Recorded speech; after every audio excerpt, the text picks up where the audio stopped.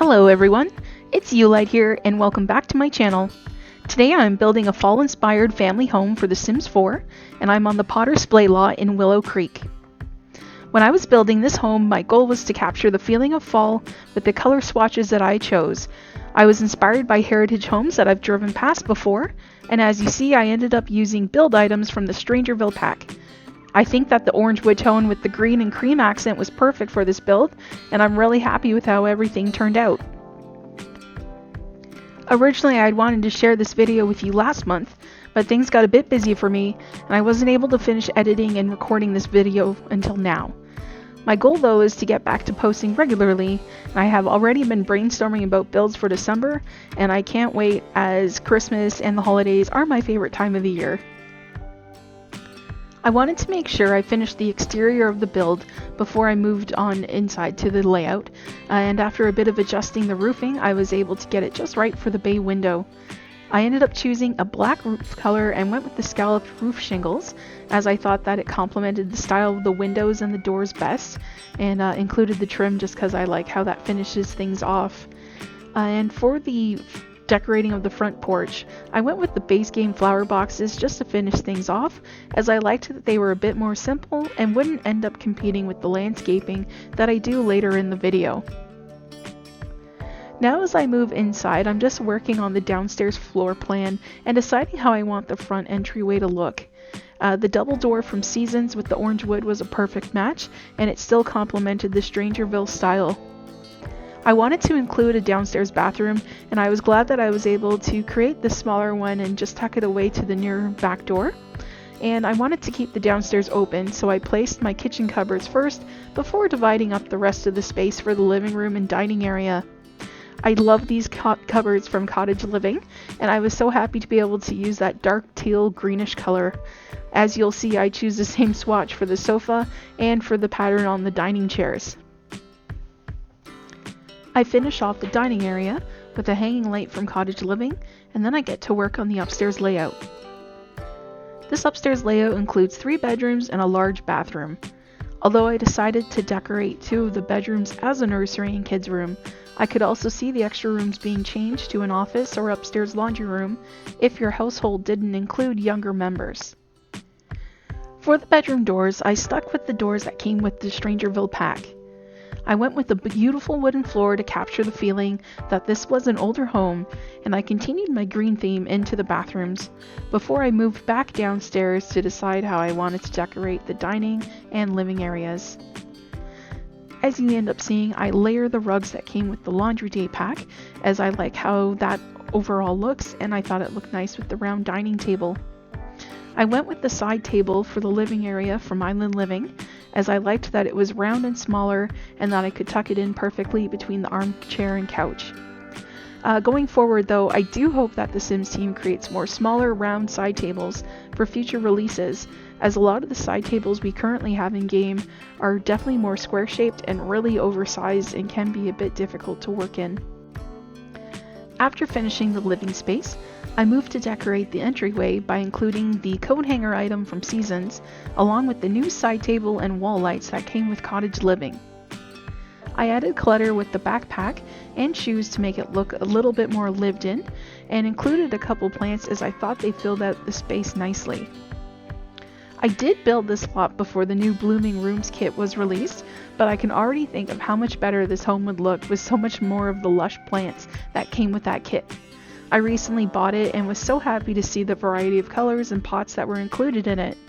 I really love the hanging plant with the long leaves dangling down, and I think that is probably one plant that will probably always be included with every build going forward.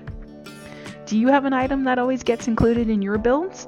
Comment down below and maybe it's something that I can include in mine going forward. I wanted to make the kitchen feel cozy, but not too cluttered, and I think I did that with the decorations I chose from Cottage Living. I think this new wreath looks so cute, and I love how the enameled cast iron pot looks with the matching canisters. In the master bedroom, I went with the bed and furniture that came with Seasons. I couldn't quite make up my mind on what color to make the side tables, but in the end I chose this color swatch that made them match the dresser. As I did have the extra room, I placed this comfy yellow chair before moving on to the bathroom. I think bathrooms are one of the room types I definitely need to work on though, as my layout is almost always the same. I guess I'll just have to practice with raising floors or adding extra cupboards and clutter to help make them more interesting for players. I do love this bathtub with the copper finish, and I really wish I had something like that in real life. Maybe one day.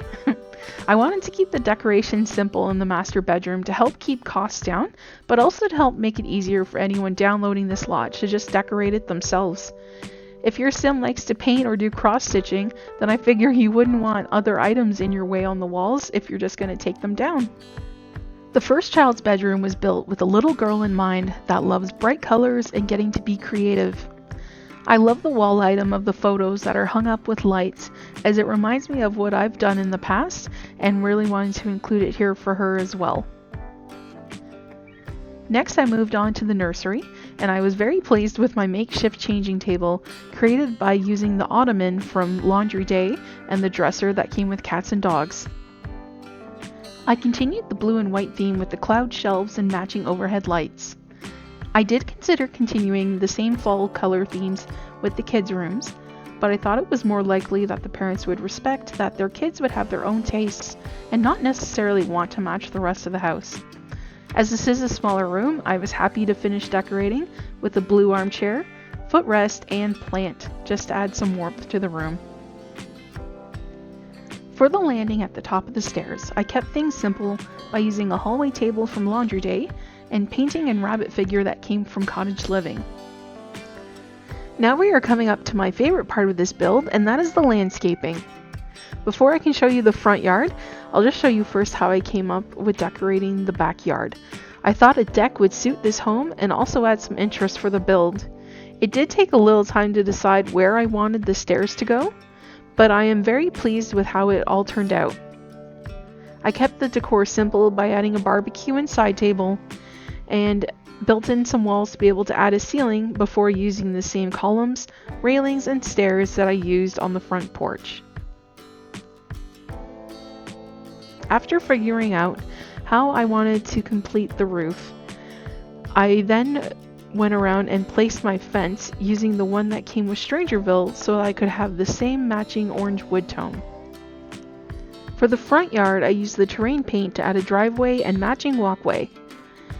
Originally, I was thinking of placing a car from the debug menu, but I ended up thinking that the build looked better without it. To frame the driveway, I used the bushes and shrubs that came with base game, and I chose the white flower swatch to be able to match the planter boxes that I had placed earlier. I continued landscaping by using the terrain tool to create a path to the backyard.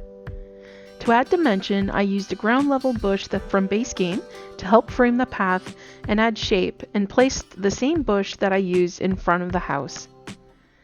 I wanted to replicate the landscaping that was seen next to this lot by choosing similar plants that were used in the world of Willow Creek. I love how this turned out, and I loved the added pops of color that came from the orange and yellow flowers that I placed with the shrubs. As a final touch, you'll see that I used the terrain tool to add some realistic wear and tear to the lawn around the mailbox, walkways, and plants.